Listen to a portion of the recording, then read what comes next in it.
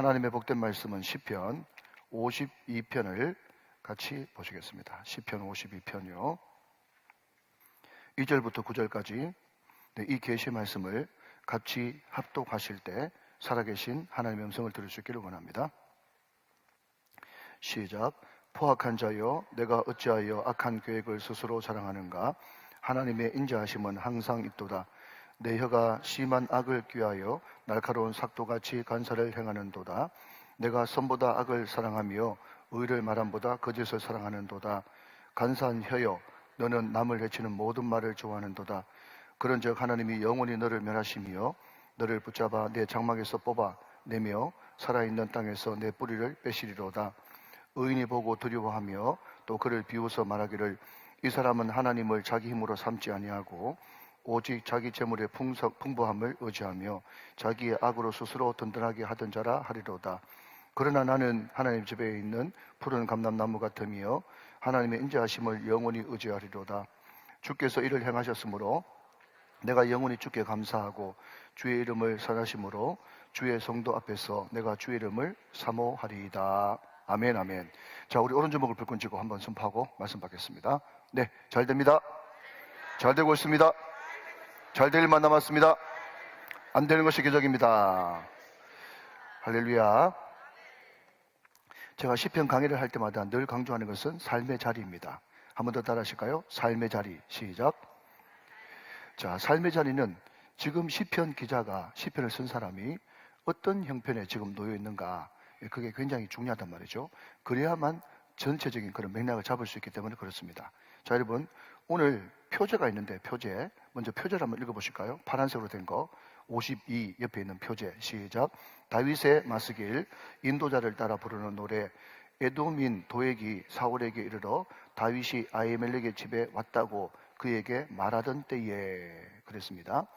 자, 여러분 잠깐만 복습해보죠. 어제 시편 51편의 배경은 사무엘하 11장 12장이었습니다. 다윗이 바세바를 범하는 사건이 배경이었죠.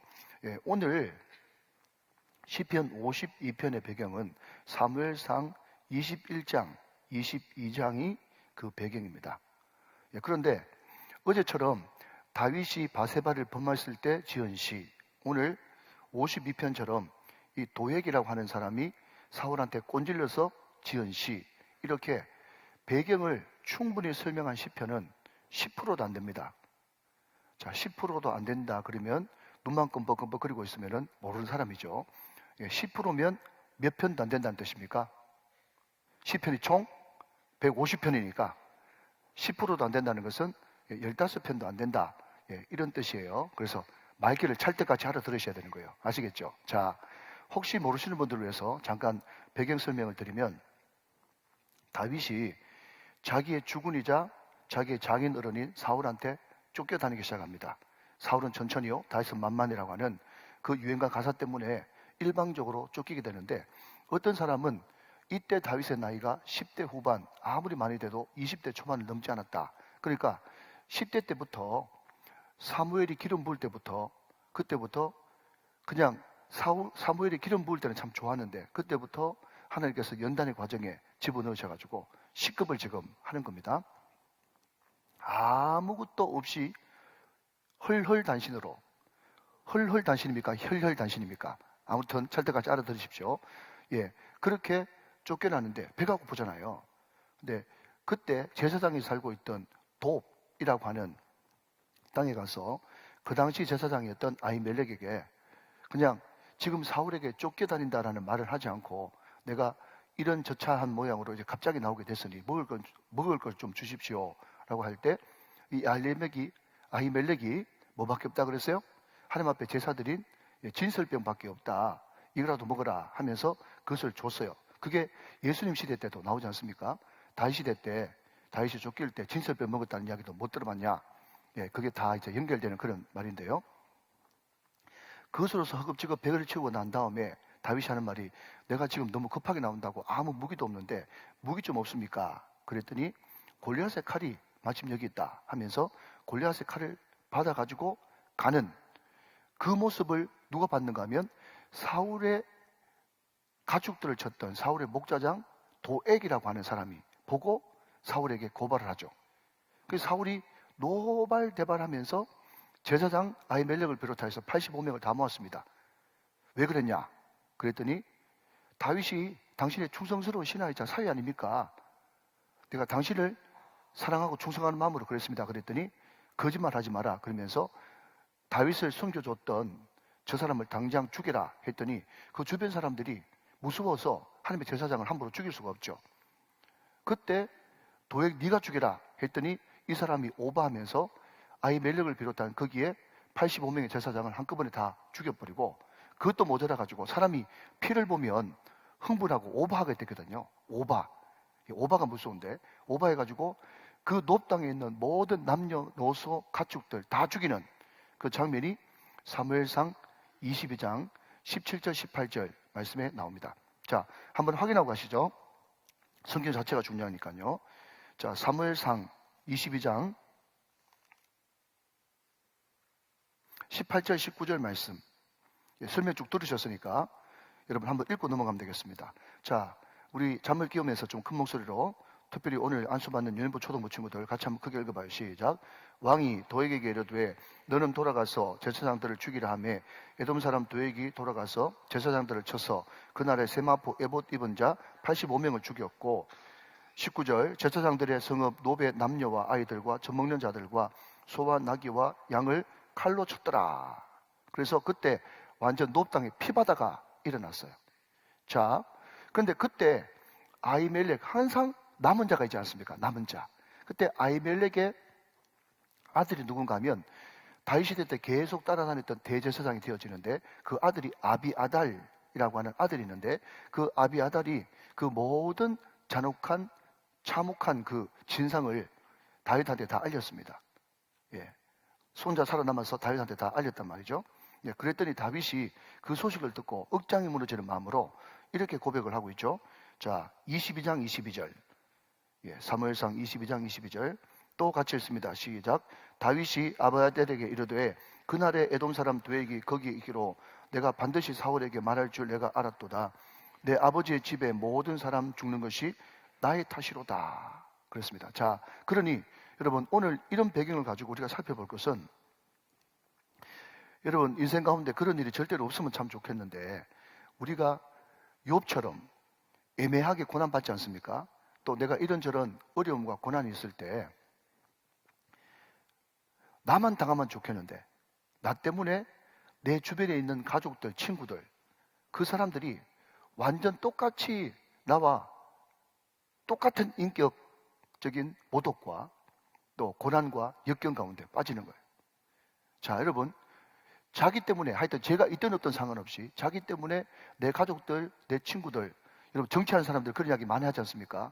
예, 주변에 그냥 막 샅샅이 막 뒤져가지고 막 이 잡듯이 잡지 않습니까? 그러면 그 사람들이 막 감옥에 가고 어떤 사람 자살해 죽고 이런 일들이 막 벌어질 때 인간이라면 누구든지 느끼는 것이 뭐겠습니까? 크게 두 가지예요.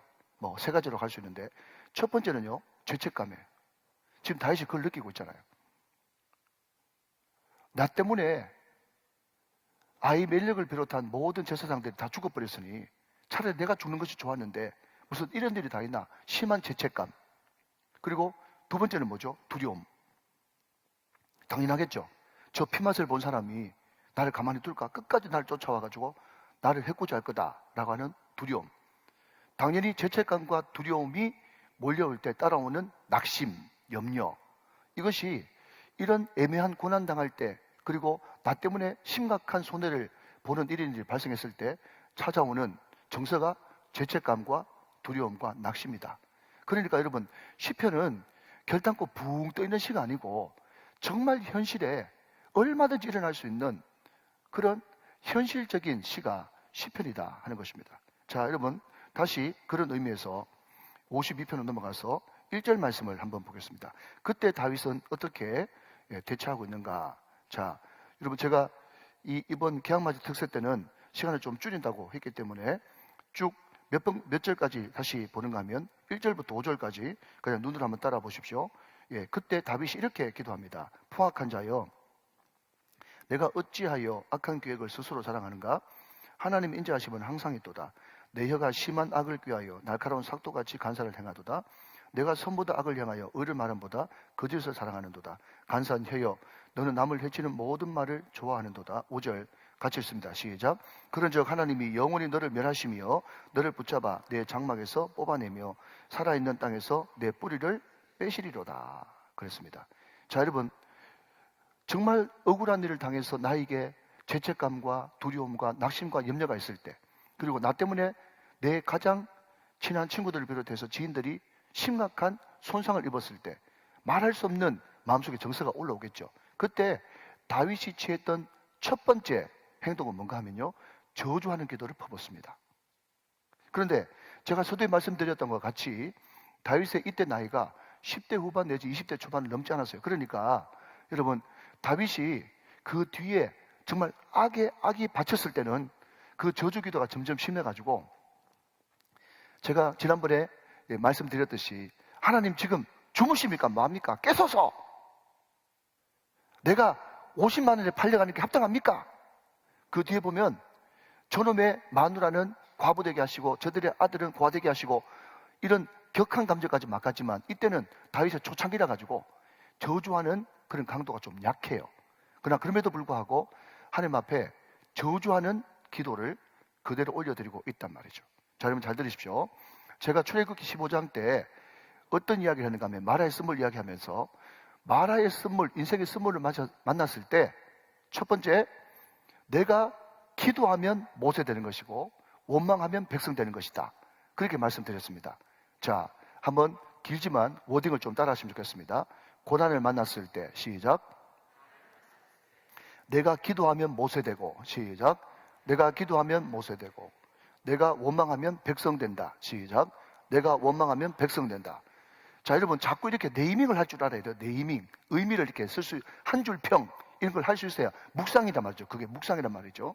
자, 와 같이 정말 어려움을 당해가지고 내 주변에 많은 사람들이 같이 고난당하는 이런 기가 막힌 일이 일어났을 때, 그 죄책감과 두려움과 낙심과 염려가 찾아올 때 우리가 해야 되는 것은 하나님 앞에 그대로 아래는 저주기도인데, 그 저주기도, 자 여러분 잘 들으십시오. 지금부터 그 악담과 저주를 사람한테 하면 싸움만 일어날 뿐이지만 그 저주를 하나님 앞에 퍼볼 때는 기도가 된단 말이죠.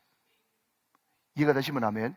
그러니까 여러분, 하나님 앞에 하는 것은요, 어떤 말이라도 괜찮습니다. 하나님은 얼마든지 여러분의 불만과 여러분의 그냥 안에 있는 썩어 나자빠지는 그 모든 것들을 이야기해도 다 들어줄 수 있는 크신 하나님이세요. 그러니까 사람을 대해가지고 자꾸 싸우러 가지 말고 하나님께 말하라 하는 겁니다. 하나님께 말하라. 자, 그런데 다시 1절로 넘어가서 1절에 여러분, 포악한 자여, 거기 밑줄 그어보시고요. 포악한 자여. 자, 여러분 한번 따라하실까요? 깁보르. 시작. 깁보르. 예, 이 포악한 자가 깁보르라고 하는 히브리 단어를 쓰는데, 이 깁보르가 원래는 용사 이런 뜻이에요. 예, 그런데 용사도 두 종류가 있죠. 어떤 용사냐 하면 좋은 쪽의 용사가 아니고 나쁜 쪽의 용사인데, 나쁜 쪽의 용사가 뭐냐면, 용사는 용사이기 때문에 힘이 있어요. 그런데 자기가 가지고 있는 힘을 자기 과시용으로 큰 소리 뻥뻥 치면서 다른 사람들한테 자기 가진 힘을 가지고 협박이나 하고 공갈이나 치고 큰 소리나 치고 교만하고, 이런 용사가 깁보르예요. 아시겠습니까? 자, 먼저 여러분 쭉 넘어가서 이 부분을 한번 살펴보겠습니다. 7절 말씀 제가 먼저 한번 읽어볼게요. 7절.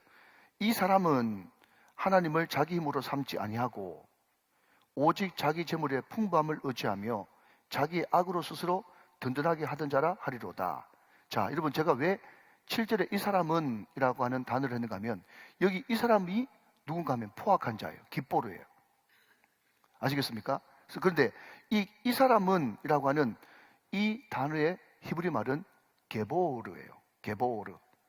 무슨 말인가 하면 언어 유희입니다. 언어 유희. 포악한 자는 뭐라고요? 깁보르. 이 사람은 뭐라고요? 게베르라고 하는 단어를 써요. 자, 그런데 여러분 여기 게베르라고 하는 이 단어의 뜻은 뭔가 하면요, 아무것도 아닌 자 이런 뜻이에요. 아무것도 아닌 자. 자, 주목 들어보십시오.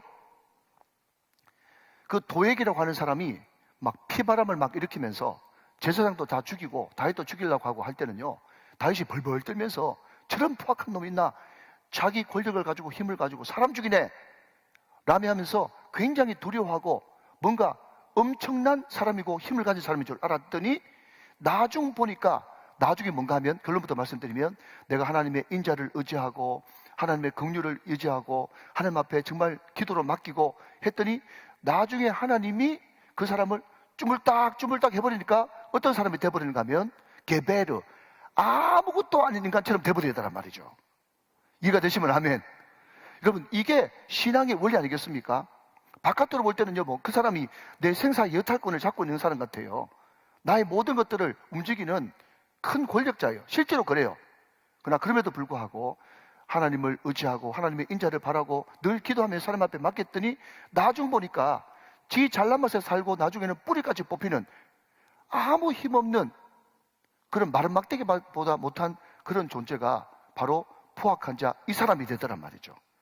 사랑하는 여러분, 이 말씀을 굳게 의지하고 하나님만 의지하는, 하나님의 인자만 바라는 저와 여러분 되시기를 주님의 이름으로 축원합니다. 이게 오늘 본문의 큰 주제와 같단 말이죠. 자, 포악한 자가 나타났어요. 자, 1절로 다시 넘어갑니다. 포악한 자여, 내가 어찌하여 악한 계획을 스스로 자랑하는가. 자, 그 다음에 시작. 하나님의 인자하심은 항상 있도다. 여러분, 인자하심이라고 하는 이 단어 자체가 항상이에요. 영원이에요, 영원. 자, 한 번 더 따라 하실까요? 신의 산 언약, 다윗 언약, 새 언약. 기억나시죠? 그죠? 이것은 하나님이 붙잡고 있기 때문에 영원한 거예요, 영원한 것. 그러니까 내가 예수 믿는다는 것이, 여러분, 나는 예수 믿습니다 말 한마디 입 달싹하는 것이 그게 문제가 아니고, 예수 믿는다는 것은 하나님께서 약속하신 언약이 내 언약이 된다는 이야기고, 내 허리에 하나님의 인자하심이 뭐죠? 실패하지 않는 사랑, 긍휼은요 포기하지 않는 사랑이라고 하는 이 사랑의 줄이 내 허리에 매인 거나 맡아가지고, 이거는 내가 뺄 수 없는 그런 밧줄이에요. 주의 사랑 줄로서, 옛날 찬송은 주의 사랑의 줄로, 이런 걸 좀 안 바꿨으면 좋겠어요. 나를 굳게 잡아 매소서, 이게 인자의 밧줄이고 긍휼의 밧줄이거든요. 할렐루야. 이것이 영원히 있도다. 근데 이 인자가 어떨 때는 사랑으로, 어떨 때는 은혜로 번역이 되는데, 이 한량없는 실패하지 않는 사랑, 이게 인자예요. 여러분, 다윗이 지금 죄책감이 시달립니다. 두렵습니다. 여러분, 낙심됩니다. 염려됩니다. 그러나 그럼에도 불구하고 다윗은 하나님의 인자하심, 영원히 변하지 않는, 중요한 것은 안 변해야 되는 거예요. 안 변해야 되는 거예요. 불변하시고 영원한, 그게 믿음이고, 오직 믿음, 오직 은혜, 오직 예수 그리스도, 다 그게 불변하는 것 아닙니까, 여러분? 그러니까 오직이죠, 오직이죠. 그것을 굳세게 못들 때만이 여러분 그 죄책감과 두려움과 낙심과 염려를 이기고 승리할 수 있단 말이죠. 사랑하는 여러분, 어떤 죄책감이 여러분을 사로잡는다고 할지라도, 어떤 두려움이 여러분을 사로잡는다고 할지라도, 여러분 낙심, 염려가 월이 아닙니까? 월이, 영어로 월이, 그게 뭔가 하면 짐승들이, 맹수들이 으르렁거리다, 뜯어먹다, 이런 뜻이에요. Don't worry, 염려하지 마세요. 하나님의 인자하심은 영원하십니다. 이거를 붙들어야 되는 거예요. 자, 여러분 2절 넘어가서 내 혀가 나옵니다. 내 혀가 심한 악을 꾀하여 날카로운 삭도같이 간사를 행하도다. 내 혀가 자, 4절 말씀 간사한 혀가 또 나옵니다. 자, 또 이렇게 한번 따라해 보실까요? 새벽이지만 혀는 말이고 말은 인격이다. 시작. 혀는 말이고 말은 인격이에요. 그렇죠? 자, 여러분 마태복음 12장 34절, 예, 한번 35절 한번 보십시다. 마태복음 12장 34절 35절 한번 보세요. 자, 같이 한번 읽어보세요. 자, 이것으로 대신합니다. 설명을. 시작. 독사의 자식들아, 너희는 악하니 어떻게 선한 말을 할 수 있느냐? 이는 마음에 가득한 것을 입으로 말함이라. 35절. 선한 사람은 그 쌓은 선에서 선한 것을 내고 악한 사람은 그 쌓은 악에서 악한 것을 내느니라. 동의하십니까, 여러분? 무슨 말인지 알겠죠? 말이 그냥 농담을 해봤지, 재밌으라고 음란한 말 해봤지. 아니요. 속에 있으니까 나오는 거예요. 항상 사람은 속에 있는 게 나오게 되는 거예요. 그러니까 이 사람의 혀는요, 삭도 같대요. 삭도. 삭도가 뭐죠? 머리 자르는 삭도 아닙니까? 그 삭도로 사람 찌르면 어떻게 되는 겁니까? 그 죽이는 칼이 되는 거예요. 혀는 말이고 말은 인격이에요. 그 도에게 그 말이 말이죠. 사울에게 꼰절을 바친 그 말이 그 사람 인격이에요. 왜 그 사람이 꼰절을 쓸까요? 결국은 재산이고 자기 출세예요. 눈에 보이는 거죠. 우리는 눈에 보이는 것을 추구할 것인가, 아니면 눈에 보이지 않는 것, 하나님을 바라볼 것인가. 이 전쟁에서 끊임없이 우리는 싸워야 되는 거예요. 자, 5절 말씀이 있습니다. 그런즉 하나님이 영원히 너를 멸하시며 너를 붙잡아 내 장막에서 뽑아내며 살아있는 땅에서 내 뿌리를 빼시리로다. 다윗이 너무 죄책감에 시달리고 두려운 나머지 하나님 앞에 기도를 드리는 거예요. 저주를 하나님께 했더니 이것이 기도가 된다 말이죠. 사람한테 하면 싸움밖에 안 된다. 이걸 꼭 기억하시길 바랍니다. 자, 6절 말씀 봅니다. 의인이 보고 두려워하며, 자, 거기 밑줄 한번 그어보십시오. 의인이 보고 두려워하며. 자, 들어보십시오. 주일날 말씀드렸습니다. 자, 여러분, 성경에서 이야기하는 의인은 죄가 하나도 없는 사람이에요? 아니면 죽게 피하는 자예요? 죽게 피하는 자가 의인입니다. 그게 성경적 개념이에요. 의인 이꼴 정직한 자죠. 그죠? 정직한 자. 그럼 정직한 자는 누구요? 세 가지 복습입니다. 첫 번째, 하나님을 인정하는 자. 두 번째는요, 자기가 죄인이라는 것을 알고 회개하는 자. 세 번째는요, 주신 은혜 감사하고 주실 은혜 감사할 줄 아는 사람. 이게 정직한 자예요. 정말 하나님이 있다고 믿으면 하나님 인정할 수밖에 없죠. 하나님이 있다고 믿으면 내가 죄인이라는 것을 인정할 수밖에 없죠. 하나님이 있다고 믿으면 그 모든 것이 하나님께로부터 온다는 것을 알기 때문에 감사할 수밖에 없죠. 할렐루야. 그러니까 지금 의인은 누구예요? 결국 다윗이거든요. 그런데 여러분 보십시오. 의인이 보고 두려워해요. 또 그를 비웃어 말한다요. 의인이 보고 두렵다라고 하는 말은 뭔가 하면, 지금 다윗이 의인인데 그 도액을 보고 두렵다는 것이 아니라, 도액이 하는 꼬라지를 보니까 의인은요, 항상 있는 사람은 더 받겠고 없는 사람은 있는 것까지 빼앗긴다고, 점점 말세지 말이 되면 될수록 어떤 현상이 벌어지는가 하면 의인은 더 어려워집니다.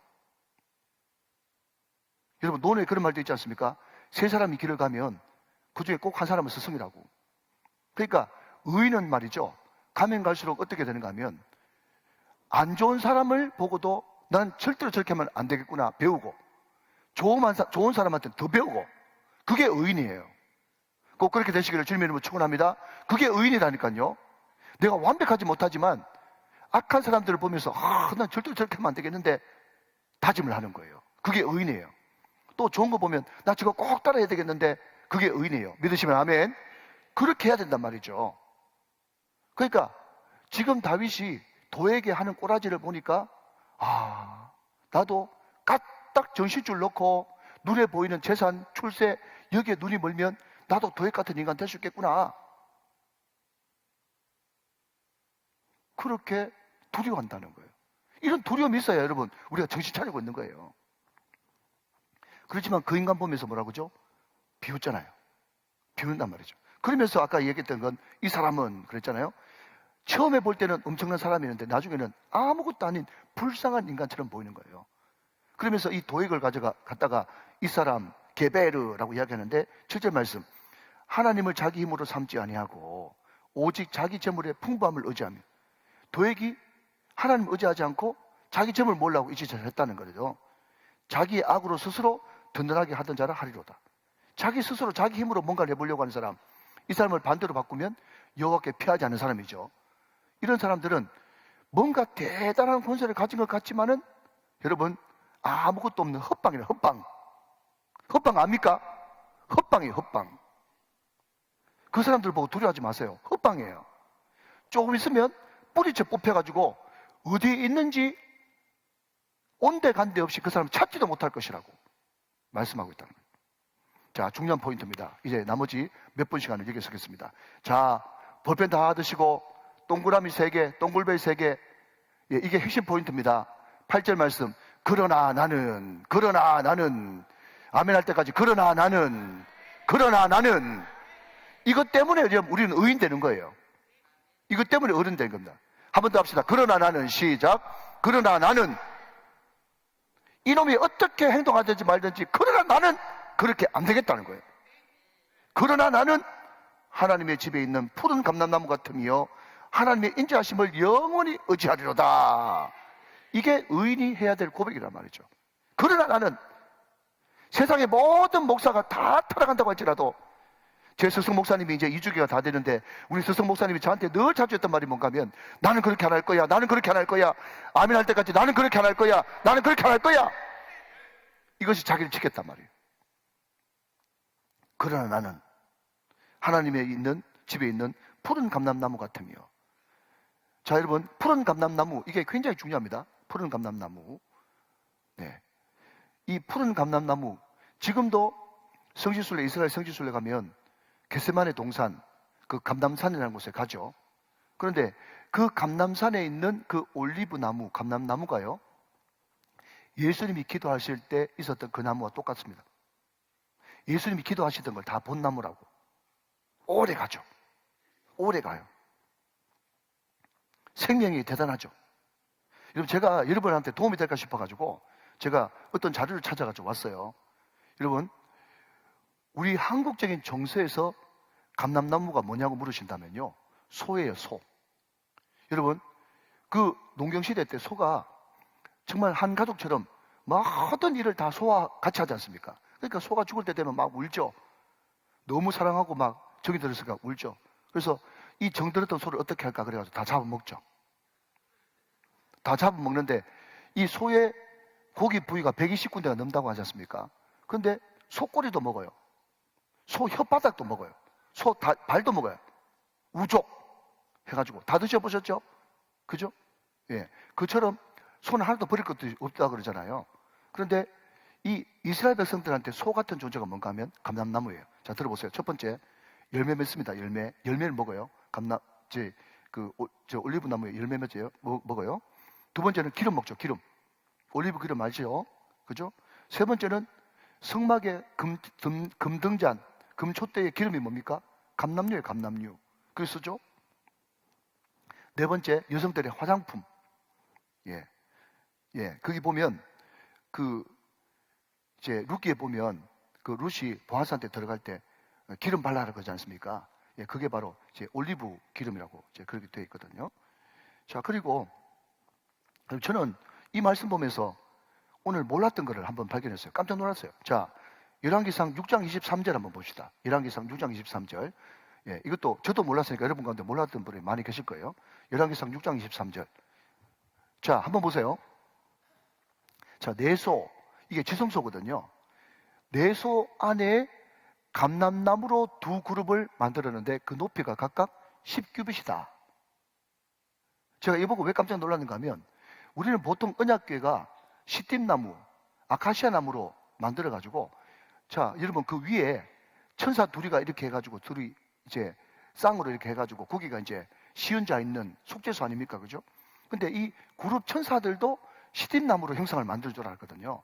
그런데 두 천사는 어떤 나무로 만들어서? 감람나무로 만들었다. 오늘 처음 아셨죠? 네. 하나님의 임재를 상징하는 두 그룹 천사의 형상은 시띠나무로 안 만들고 감람나무로 만들었다고? 성경 말씀이 나와 있잖아요. 그죠? 그러니까 지금 뭘 하고 있어요? 감람나무는 온데 다 쓰인다. 지금 그 이야기를 하는 중에 지금 언약궤 그 이야기도 지금 하고 있는 겁니다. 그리고 여러분, 예수님 시대 때 십자가, 예수님의 말구유, 그게 다 감람나무예요. 그리고 마지막에 성천하신 곳, 그게도 감람원입니다. 그러니까 예수님의 출생부터 죽음까지 모든 것에 뭐가 다 포함되어 있는가 하면 감람나무가 다 연관되어 있는 거예요. 마치 소와 같죠? 일평생 같이 하는 소와 같은 그런 존재가 감람나무다. 여러분 아시다시피 혹시 파파이스 압니까? 파파이스? 알면 안다, 모르면 모른다. 파파이스 알죠? 그 파파이스가 일본말로 뭔지 아십니까? 뽀빠이요, 뽀빠이. 원래 파파이스인데 일본 사람들이 파파이스 발음 못해가지고 뽀빠이가 됐단 말이죠. 아유, 새벽이니까 정신 못 차리시네. 제가 다 알아보고 왔어요. 지금 제가 우리 교육자들한테 다 크로스 체크하고 왔단 말이죠. 파파이스가 뽀빠이잖아요. 제가 왜 뽀빠이 이야기합니까? 뽀빠이 짝이 누구예요? 올리브잖아, 올리브. 늘 괴롭히는 건 브루투스. 그죠? 그러니까 뽀빠이 아는 사람은 지금 벌써 50세대야, 50세대. 제가 왜 이런 이야기 하는가 하면요.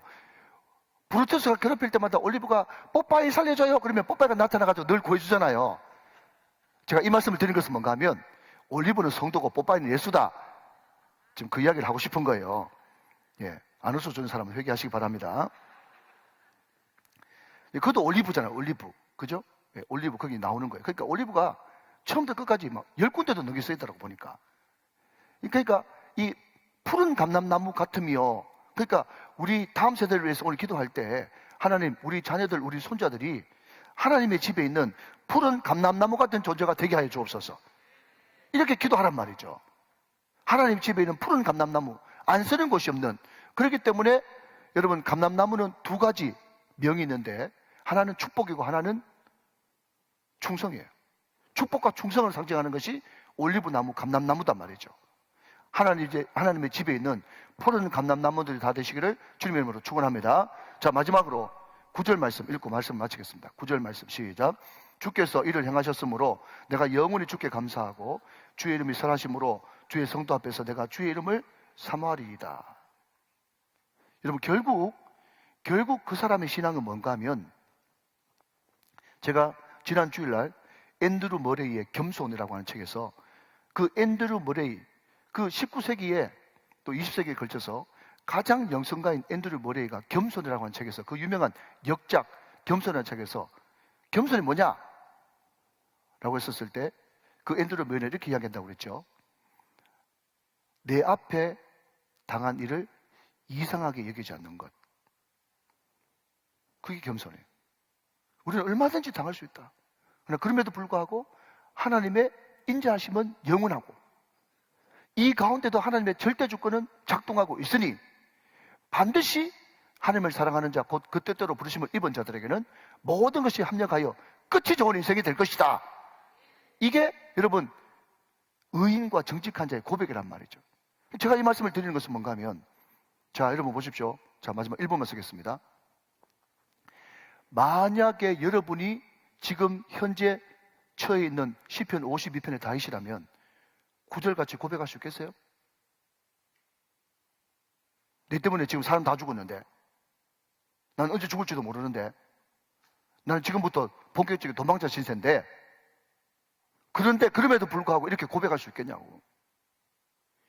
여러분, 그러니까 이게 그냥 막 읽어 적기면 안 되는 거예요. 이게 항상 삶의 자리하고 연관시켜서 고백이 돼야 되는 거예요. 여러분, 죄책감과 두려움과 낙심과 염려, 정말 억울하고 답답한 일, 이런 일이 있음에도 불구하고 나는 하나님의 집에 있는 푸른 감람나무처럼 이렇게 고백하길 원합니다 라고 하는 그런 마음을 가지고 여러분 9절 우리 다 같이 자리에서 일어나셔서 9절 읽고 찬양하도록 하겠습니다. 자, 이런 상황에서도 9절 시작. 주께서 이를 행하셨으므로 내가 영원히 주께 감사하고 주의 이름이 선하심으로 주의 성도 앞에서 내가 주의 이름을 사모하리이다.